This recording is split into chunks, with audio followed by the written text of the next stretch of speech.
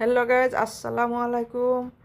এয়া ৰাতিপুৱা 5টা বজাত ৰাতিপুৱা এইটো আৰম্ভ হৈ একগিলাচ পানী দি অলপমান গৰম পানী এনেকৈ খাওঁ আৰু এইখিনি ৰাতিৰে পানী আছিলে, যিহেতু ঠাণ্ডাৰ দিন ন, অলপ গৰম পানী খাওঁ।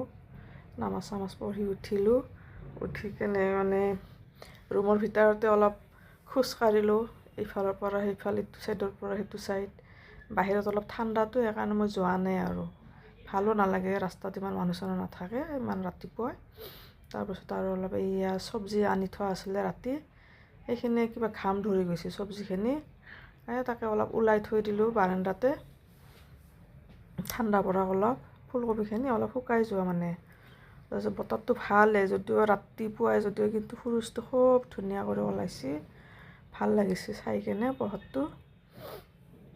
আৰু বাবুৰ পৰীক্ষা আছে, সেইকাৰণে মই সোনকালে উঠিলোঁ, নহ'লে আৰু শুই থাকিলে নামাজ পঢ়ি তাক উঠাই দিবই নোৱাৰিম। মই আজি আৰু নামাজ পঢ়ি শুই যোৱা নাই, ইটো সিটো কাম কৰি থাকোঁতে আৰু টোপনিৰ নিচাটো নোহোৱা হৈ গ'ল।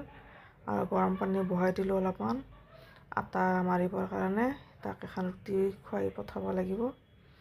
ৰাতিয়ে কৈ থৈ দিছোঁ, তুমি এখন ৰুটি খাই যাব লাগিব, খাব ইচ্ছা নকৰে ৰাতিপুৱাই। আৰু দিনত বনাবৰ কাৰণে মই আৰু অলপ ফ্ৰিজত এইবিলাক মাছ চাছ আছিলে, সেইখিনিও বৰফটো যাবৰ কাৰণে অলপ পানী দি থৈ দিছোঁ।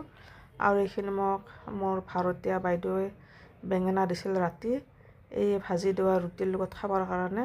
আৰু এইটো মোৰ ঘৰৰ বেঙেনা, মোৰ নিজৰ গছৰ, কিমান ভাল লাগে নিজৰ গছৰ বেঙেনাটো লাৰি কেনে। আৰু বাইদেউটো যি দিছিল বেঙেনাখিনি খুব ভাল, আৰু ভাল লাগিছে, টেষ্টি আৰু ঘৰৰে যে মাটিত ৰোৱা।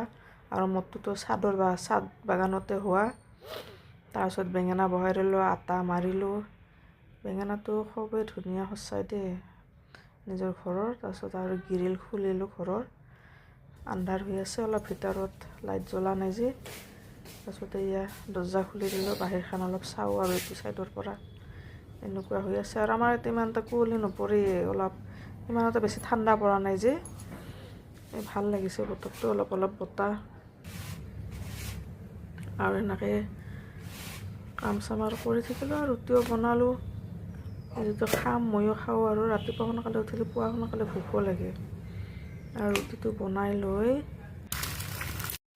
আৰু এইখিনি আবেলি দুপৰীয়া ভাত পানী খাই কেনে আৰু অলপ ৰেষ্ট লৈ কেনে গৈছিলোঁ আমাৰ ওচৰত থকা বিশাল মাৰ্কেটখনত, কাৰণ গধূলি আছে এখন বিয়া পাৰ্টি এটাত যাব লাগিব, তাৰ কাৰণে গিফ্ট এটা আনিব গৈছিলোঁ।